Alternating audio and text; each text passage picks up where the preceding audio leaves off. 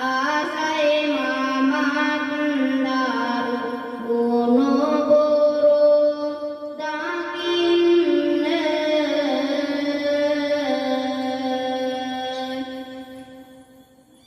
එනිසා පුතේ බිරිඳන්ගේට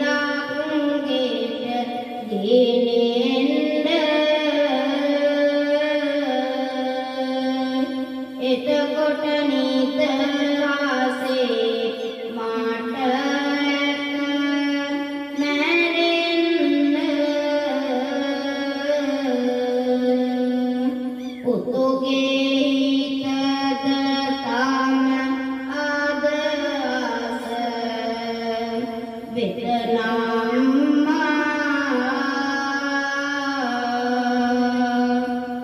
ඇයගේ තනිකමද ඇය නැති කර දැම්මා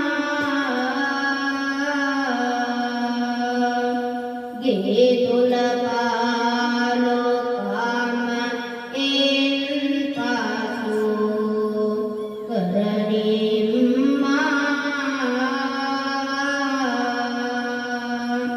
බිරිඳන් පුතෝටගෙන වින්දුන්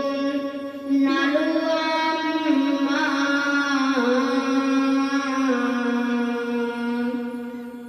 පින්වතුනි අර ආදරබර මෑණියන්ගේ බලවත් ඉල්ලීම උනේ නිවසට බිරිඳක් රැකීමයි.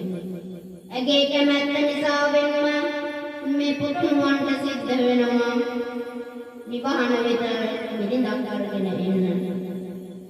දැන් ඊටාම සතුටින් සැනසීමෙන් සමගියෙන් ජීවත් වෙනවා. කාලයක් යද්දී සමගිය සතුට සැනසෙල්ල පවා පෑලදොරෙන් පලා ගියලා වල් වැවෙන්නට පටන් ගත්තා. නන්දා හොඳයි කියලා හැමදාම කිව්වලේලිය නන්දට විරුද්ධවයි කතා කළේ. එදා පින්වතුනි අද වගේ නන්දාලේලි විරසක බව ආරම්භ වෙනවා.